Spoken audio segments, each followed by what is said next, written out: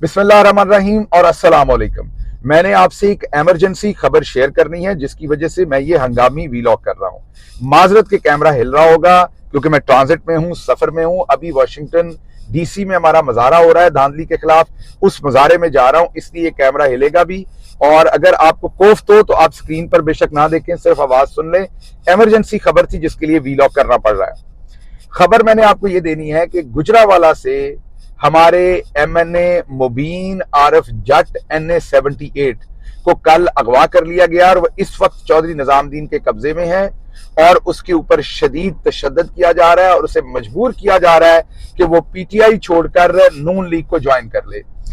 अच्छा, इनको कल अगवा किया गया और आज इनके खानदान से राब्ता करवाया गया और राब्ता इसलिए करवाया गया कि इनके घर से कोई शख्स आए जो इनके साथ मुलाकात करेगा नून लीग वालों के साथ इनकी शमूलियत के ऐलान पर।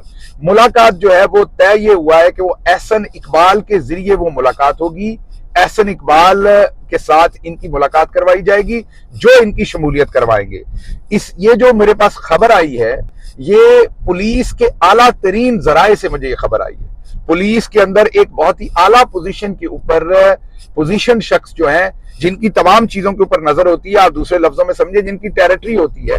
अगवा तो निजामुद्दीन साहब ने इनको किया है, लेकिन क्योंकि उनकी टेरिटरी होती है, जब कोई अगवा होता है उनकी भी स्पेशल ब्रांच होती है, सब कुछ होता है, तो उनको पता होता है कि ये क्या हो रहा है। उन्होंने मुझे अब जाहिर बात है वो जराए हैं उनका, तो मैं नहीं बताऊंगा किसको वो कौन है। उन्होंने मुझे, क्योंकि वो समझते हैं कि ये गलत हो रहा है, वो ये समझते हैं कि ये गैर आईनी हो रहा है, उन्होंने मुझे ये कहा है कि अगर गिल साहब आप अपने MNAs बचा सकते हैं तो बचा ले, क्योंकि उनकी खबर के मुताबिक मुबीन आरिफ जट NA 78 से जो हमारा MNA, इसको तो उठा लिया गया है जैसा मैंने आपको कहा, और इसके ऊपर तशद्दुद हो रहा है और इसको नून लीग को ज्वाइन करने के लिए इसके ऊपर पूरा प्रेशर है। मैं पूरी दास्तान दोबारा आपको सुनाता हूं, लेकिन साथ यही पुलिस ऑफिसर कहते हैं कि कम से कम 4 और MNA आपके उठाए गए हैं जो इस टाइम चौधरी निजामुद्दीन के पास हैं, और उन सबसे एक ही डिमांड है कि आप पाकिस्तान तहरीक इंसाफ छोड़ दें और आप मुस्लिम लीग नवाज को ज्वाइन कर लें। अब यहां पर आपने एक और चीज जहन में रखनी है कि मियां अली सरफराज ये हमारे MNA हैं जीते हुए फैसलाबाद से, इनके घर पर भी पुलिस के रेड हो रहे हैं। इसी तरीके से खालिद निसार डोगर विहाड़ी बूरा वहां से जीते, उनके घर पर भी पुलिस रेड करने की तैयारियां कर रही है, कर चुकी है। ये स्पेशल ब्रांच की मैं आपको खबरें दे रहा हूं। कल खुरम शेर जमान कराची में उनके घर पर पुलिस पड़ी है। तो कोशिश चौधरी निजामुद्दीन की ये है कि लोगों को अगवा किया जाए, लोगों को मारा जाए और लोगों से जबरदस्ती जो है वो उनकी जो एफिलिएशन है, जो उनकी लॉयल्टी है वो तब्दील करवाई जाए और वो पाकिस्तान तहरीक इंसाफ के जीते हुए जो उम्मीदवार है, जारी बात आजाद थे लेकिन backed by Pakistan Tehreek Insaf, vote उनके पास इमरान खान का है, एंडोर्समेंट उनकी इमरान खान की है, उन लोगों को उठाकर अब उनकी पार्टी बदलाई जाए। चौधरी निजामुद्दीन साहब पहली दफा तो ये कर नहीं रहे, आपको पता है, पहले भी प्रेस कॉन्फ्रेंसेस और सबका। तो एक तो आपके तवज्जुह से मैं अपने तमाम MNA से मुखातिब हूं, आपको कौम ने माफ नहीं करना। ये छोटा काम नहीं हो रहा, कौम ने आपके ऊपर छोटा ट्रस्ट नहीं किया। वो 70 साल का बंदा जो जेल के अंदर बैठा है उसने आप पे ट्रस्ट किया, आपको एंडोर्स किया, पब्लिक ने अंधाधुंध आपको वोट डाला है, इतना वोट डाला है जो पाकिस्तान की तारीख में कभी नहीं पड़ा। अगर आज आप बिक गए, अगर आपने अपना जमीर बेच दिया या जाहिर बात है तशद्दुद की वजह से आपको छोड़ना पड़ा, तो फिर आगे आपका ना तो पॉलिटिकल करियर है और ना ही समाज में आपकी कोई इज्जत रह जानी है। इसके साथ साथ मैं आपको यह भी खबर दे दूं कि जो अभी आपके सामने जो एक MNA जो है वो छोड़ के गए हैं और उन्होंने ऐलान किया है मरियम नवाज के साथ खड़े होकर, वसीम कादर जो लाहौर से जीते थे उनकी जो वीडियो आई है, और शेख रोहेल असगर को उन्होंने हराया था लाहौर से, और वो लाहौर से जीते थे। वसीम कादर MNA बने थे हमारे 2019 में, ये पाकिस्तान तहरीक इंसाफ में शामिल हुए थे। इन्होंने एक पाकिस्तान के बहुत ही अच्छे, मैं रिपीट कर रहा हूं, आप सबको वो बहुत पसंद है, बहुत ही अच्छे और मायानाज जर्नलिस्ट के थ्रू इमरान खान से राब्ता किया था और पाकिस्तान तहरीक इंसाफ में ज्वाइन करने की ख्वाहिश का इजहार किया था। उन जर्नलिस्ट साहब ने इमरान खान साहब से बात की थी, मुझे डायरेक्शन हुई थी कि इनसे बात कर लें, देख लें ये कौन है। इनसे हमारी मुलाकात हुई, अकेले की नहीं कई और लोगों की हमारी इकट्ठी मुलाकात हुई। इन्होंने हमें बताया कि इनके वालिद साहब पीपल्स पार्टी के अंदर बहुत वो एक तगड़े कारकुन थे। हमने पता किया, हमें भी पता लगा कि हाँ, पीपल्स पार्टी में जब ज़ियाउल हक का मार्शल था उसके अंदर इनके वालिद साहब तगड़े तरीके से पीपल्स पार्टी के साथ खड़े रहे। और इन्होंने बताया कि इनको हमजा शहबाज ने एक मीटिंग के अंदर गाली दी, जिसके ऊपर इन्होंने वापस उनको बोतल मार दी, यहां से पानी की बोतल मार दी हमजा शहबाज को। इनकी लड़ाई हो गई। ये बल्दियाती सिस्टम जो था नून लीग का, उसके ये हेड थे लाहौर के वसीम कादर साहब, और इन्होंने हमें ये बताया कि मैं पाकिस्तान मुस्लिम लीग नून से मेरी राय जुदा है। मैं पहले भी, मेरे वालिद भी एक नजरियाती कारकुन थे, मैं भी नजरियाती कारकुन हूं, मजबूरी में नून लीग में था और अब मैं पाकिस्तान तहरीक इंसाफ में आना चाहता हूं। 2019 से इन्हें ज्वाइन करवाया गया। 2019 से लेके 2024 तक इन्हें कोई खातर ख्वाह जिम्मेदारी नहीं दी गई, क्योंकि ये नए थे पार्टी में। ये एमपीए के कैंडिडेट थे, एमपीए की टिकट चाहते थे। माजरत, ये जो वसीम कादर हैं ये एमपीए की टिकट चाहते थे। मेरे इल्म में ये नहीं है कि इनको फिर एमएनए की टिकट क्यों मिली, क्योंकि मैं पाकिस्तान नहीं हूं, टिकटों के प्रोसेस में उस तरीके से शामिल नहीं था। बहरहाल इन्हें एमएनए की टिकट मिली। इन्होंने शेख रोहेल असगर को हराया। ये वही हल्का था जहां से अयाज सादिक भी टिकट मांग रहे थे और शेख रोहेल असगर भी टिकट मांग रहे थे। नून लीग ने यहां से रोहेल असगर साहब को टिकट दिया और वसीम कादर ने उनको हराया।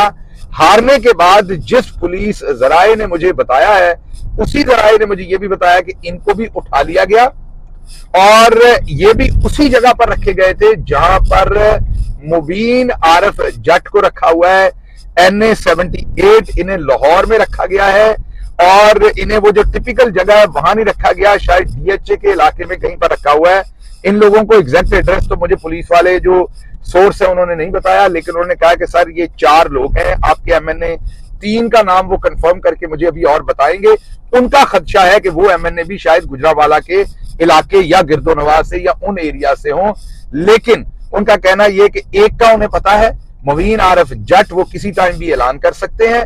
वसीम कादर ऑलरेडी ऐलान कर चुके हैं और मैंने अभी अपनी कोर कमेटी में भी ये मैसेज किया है कि हमें अपने MNAs को हर सूरत महफूज करना है।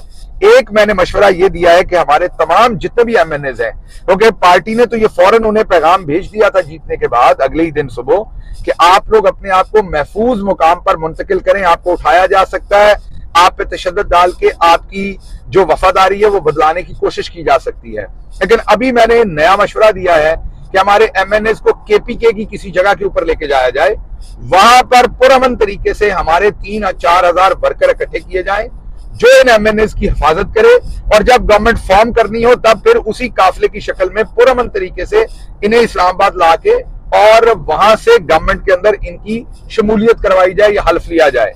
तो ये मैंने मशवरा अपनी कोर कमेटी में भी दे दिया है। अब देखते हैं कि इसमें क्या कुछ किया जा सकता है और क्या कुछ नहीं किया जा सकता, लेकिन एक बात तय है कि चौधरी निजामुद्दीन ये ठान चुका है कि हर सूरत मैंने जो है वो इस चीज का लोगों की वफादारियां जो है वो तब्दील करनी है। बाकी जो लोग वाशिंगटन DC के एरिया में मुझे सुन रहे हैं, उनसे मेरा इल्तमास है कि अभी वो हमारा एहतजाज धांधली के खिलाफ, पाकिस्तान में जो धांधली हुई है उसके खिलाफ और जो मैंडेट हमारा चोरी किया जा रहा है उसके खिलाफ अभी इस वक्त वाशिंगटन DC में हमारा मुजाहरा जारी है। अगर आप गिरदोनवा में हैं तो प्लीज तशरीफ लाएं, अगले 5 मिनट में मैं भी वहां पहुंच जाऊंगा। और दूसरी बात मैंने इंपॉर्टेंट करनी कि कल ही मैंने एक ट्वीट किया जिसके अंदर मैंने आर्मी चीफ जनाब आसिम मुनीर साहब को मुखातिब किया, क्योंकि इस टाइम मेरी पार्टी के जो लोग पाकिस्तान में हैं, सबको किसको नहीं पता कि ये सब कुछ कौन कर रहा है, इस सब के पीछे पाकिस्तान की एस्टेब्लिशमेंट है, किसको नहीं पता इस बात का, सबको पता है। लेकिन पाकिस्तान के अंदर जो हमारे लीडर्स हैं, मजबूर हैं, फंसे हुए हैं, उनके खानदान है, सब कुछ है, वो खुद वहां है, वो ये बात सीधी नहीं कह सकते, डायरेक्टली अपील नहीं कर सकते। मैं क्योंकि मुल्क से बाहर हूं, थोड़ा महफूज जगह पे हूं, कदरे महफूज कह सकता हूं, क्योंकि आपको पता है बाहर भी अभी शहजाद अकबर के ऊपर भी एक अटैक हो चुका हुआ है, लंदन के अंदर अरशद शरीफ के साथ क्या हो चुका है वो आपको पता है। हमें भी, मुझे मोहित पीरजादा साहब, शहीन सहबाई को यहाँ पर अथॉरिटीज ने बुला के बताया हुआ है कि आपकी जान को खतरा है, आपके ऊपर किसी टाइम भी हमला हो सकता है। इन हालात के अंदर मैं फिर भी कहता हूं कि मैं उनसे महफूज हूं, इसलिए मेरे पास ये लिबर्टी है कि मैंने डायरेक्टली आर्मी चीफ साहब से ये जो है वो तकाजा किया, उनसे रिक्वेस्ट की कि जनाब समुद्री में जब फौज को अवाम के आमने सामने मैंने लगे हुए देखा तो मैंने आर्मी चीफ साहब से ये गुजारिश की कि हुजूर, धांधली हो रही है, कौन कर रहा है सबको पता है, कोई पर्दा नहीं है, आप इदारे के सरबराह हैं, जिम्मेदारी आप पर है, आपसे मेरा इल्तमास है कि आप इस सबको रखवाएं, फौज और अवाम को आमने सामने ना होने दें। बाज अनासर फौज और अवाम को आमने सामने ला रहे हैं। अब जारी बात है, तमीज के साथ, तहजीब के साथ यही कहा जा सकता है, यही कह रहे हैं। जारी बात है कि जो फौज के लोग जब आमने सामने आएंगे तो बेचारा राजू बन गया जेंटलमैन के हुक्म पर, तो फौज अवाम के सामने नहीं आएगी। ये कोई फौज के अंदर से ही अहकाम दे रहा है ना। तो यही मैं आर्मी चीफ साहब से मैंने गुजारिश की है। अब उनसे मैंने जब ये गुजारिश की कि आप इस सारे प्रोसेस को रोकें, अवाम ने इमरान खान को वाज़ेह मैंडेट दे दिया है, उस मैंडेट का एहतराम किया जाए। और फौज हमारा कौमी इदारा है, हम अपनी फौज से मोहब्बत करते हैं। हमारा मसला फौज के गैर आईनी काम से है। फौज जब सियासत में मेडलिंग करती है, फौज जब हुकूमतें गिराती और बनाती है, वफादारियां तब्दील करवाती है, फौज जब सियासत के अंदर आकर सियासत करती है, तो ये फौज का आइन का काम नहीं, इसके हम खिलाफ हैं। बाकी जो हमारी फौज का आईनी काम है, मुल्क की हिफाजत करना, सरहदों की हिफाजत करना, हमारे शहीद, हमारी फौज, वो हमारे सर का ताज है, हम उनका एहतराम करते हैं। और हम बंदूकों वाले दहशतगर्द पहाड़ों पे चढ़े हुए नहीं है, हम एक सियासी पार्टी है, हम अपनी फौज के साथ लड़ना नहीं चाहते। मैंने अपने ट्वीट में ये कहा कि आर्मी चीफ साहब, बड़ी बड़ी जंगें जो हैं वो टेबल पर आकर खत्म होती हैं, मुखालिफ मुल्कों की जंगें भी टेबल पर आकर खत्म होती हैं। हम तो आपके अपने आप, हमारे अपने आप से हमने लड़ना नहीं है। बार बार कह रहा हूं, हम बंदूकों वाले दहशतगर्द नहीं है कि अपनी फौज से लड़ेंगे। मैंने उनसे इल्तमास किया कल अपने ट्वीट में कि बराए मेहरबानी ये जो धांधली हो रही है, और धांधली होने पर जब अवाम आवाज उठा रही है तो अवाम की आवाज दबाने के लिए जो फौज को सामने लाया जा रहा है, इससे कोई बड़ा नुकसान हो जाएगा। अदारे के सरबराह आप है, जिम्मेदारी आप पर आती है, आप इस सब को रोके।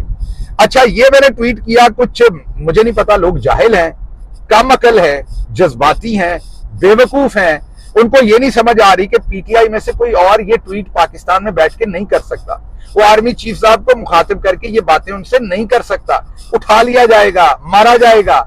इसलिए ये ट्वीट मैंने किया क्योंकि मैं बाहर बैठा हुआ हूं।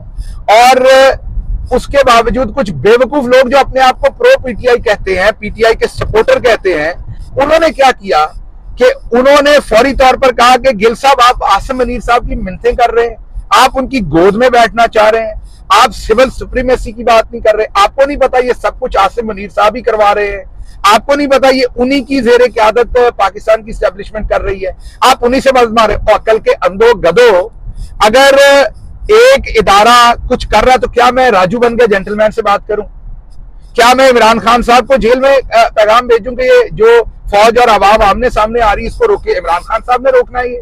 क्या मैं नवाज शरीफ को पैगाम भेजूं, या आपको कनाडा बैठे हुए पैगाम भेजूं जो साहब ये एकदम उनकी, वैसे वो कुरान की आयत पढ़ते हैं जब अपना वीलॉग शुरू करते हैं, लेकिन जो उन्होंने मेरे पे ट्वीट किया उसमें गंदी गालियां लिख रहे हैं। मैं वो गालियां रिपीट नहीं कर सकता, यहाँ माओ बहनें सुन रही हैं। वो वैसे कहते हैं कि या अल्लाह मेरी जुबान की गिरा खोल दे, और भाई आपकी गिरा खोली हुई है, अब गंदी गालियां देते हैं दूसरों को। आप बुजुर्ग हैं, कोई अकल को हाथ मारे। आपको अगर कोई बात समझ नहीं आती, क्योंकि आपने जिंदगी में कभी माजरत के साथ, आप फौज में गए थे तो कैप्टन के लेवल से हटा दिए गए थे या हट गए थे आप, उसके बाद जिंदगी में आपने किसी एग्जेक्टिव लेवल पर कभी काम नहीं किया, आपकी ट्रेनिंग नहीं है, आपको पता नहीं पब्लिक कम्युनिकेशन कैसे करनी है।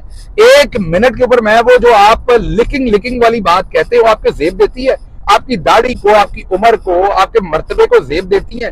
वैसी घटिया गंदी गालियां ट्वीट के ऊपर लिखना, आपको अगर समझ नहीं आ रही तो किसी से पूछ ले मैंने ट्वीट में क्या लिखा है, किसी और से तजिया करवा लें कि मैंने क्या लिखा है। अब अगर फौज सामने आ रही है पब्लिक के, फौज धांधली में मुलव्वस है, तो किससे रिक्वेस्ट करूंगा? इंडियन आर्मी चीफ से करूंगा, सऊदी आर्मी चीफ से जाके करूंगा, राजू बन गया जेंटलमैन जिसकी औकात एक डीसी बदलने की नहीं, उससे करूंगा, राणा सनाउल्लाह से करूंगा, जाके नवाज शरीफ से करूंगा, आर्मी चीफ से ही करूंगा ना। क्या हम अपनी फौज से लड़ना चाहते? आप तो लड़ना चाहते हैं, आप तो मुतारफ ग्रुप है, आप तो कहते हैं फौज पे चढ़ जाओ। इससे क्या नतीजा होगा? हम कोई दहशतगर्द हैं, बंदूक वाले हैं? हम अपनी फौज को बार बार यही कहेंगे, अपनी फौज की लीडरशिप को बार बार यही कहेंगे कि भाई मैंडेट अवाम ने दे दिया है, आप ऐसा नहीं चाहते थे, आपने लकीर लाल लगाई हुई थी, बार बार अपने वीलॉग्स में कह रहा हूं, वो लकीर अवाम ने हटा दी, मैंडेट दे दिया, एहतराम करे, अवाम और फौज को आमने सामने ना लाए। और इस तरह के अहमक लोग, माजरत के साथ ये कह रहा हूं क्योंकि कई दफा ऐसे हमले कर चुके हैं, बैठे हुए यहां पर गद्दी गर्म की हुई है, माजरत के साथ ये लफ्ज भी, गर्म बिस्तर में अपने घर में पाज मार रहे हैं, हम यहां जलील हो रहे हैं, सड़कों के ऊपर दिन रात काम करते, रात में वहां था, सोया नहीं हूं, 2 वीलॉग किए दरमियान में, अभी वाशिंगटन पहुंच रहा हूं, जिंदगी खतरे में, वहां नंगे होकर हमने मारे खाई। आप यहां बैठ के पीटीआई के नाम पर और फौज को गालियां देके पैसे बना रहे हैं वीलॉग के ऊपर, और आप हमें मशवरे दे रहे हैं कि पीटीआई कैसे चलानी है, और हम वफादार हैं कि हम आईएसआई के एजेंट हैं। आप, मेरा ख्याल आपके अंदर से ना वो कप्तान नहीं निकला जो आप थे, वो जितनी का आपको अकल है ना उतनी की आप बकवास करते हैं बार बार। मैं, बहुत सारे लोगों को लग रहा होगा मेरी जुबान सख्त है, लेकिन आपने वो ट्वीट नहीं पढ़ा, जो घटिया ट्वीट, जिस तरह की गलीज गालियां इन्होंने लिखी हैं, और इसकी वजह है, उसकी वजह यह है कि ये बहुत सारे आपको जो बड़े इस्लामी लगते नहीं, रात में रूह अफ़ज़ा बहुत पीते हैं, इनका आपको अटायर और गेटअप बड़ा इस्लामी लगता है, लेकिन रात में रूह अफ़ज़ा पीते हैं। जब रूह अफ़ज़ा पी लेते तो अकल माऊफ हो जाती है, फिर समझ नहीं आती किसको क्या कहना है। तो आइंदा अगर आपने रूह अफ़ज़ा के असर में गाली गलोच की तो फिर मैं आपको उसी जुबान में जवाब दूंगा, ये आपने ज़हन में रखना है। मेरी इंटेग्रिटी पे आप सवाल उठाएंगे तो फिर मैं आपका वो हशर करूंगा जो आप याद रखेंगे। मुझे इजाजत दीजिए, अभी तक मैंने आपके साथ यही शेयर करना था। अल्लाह हाफिज।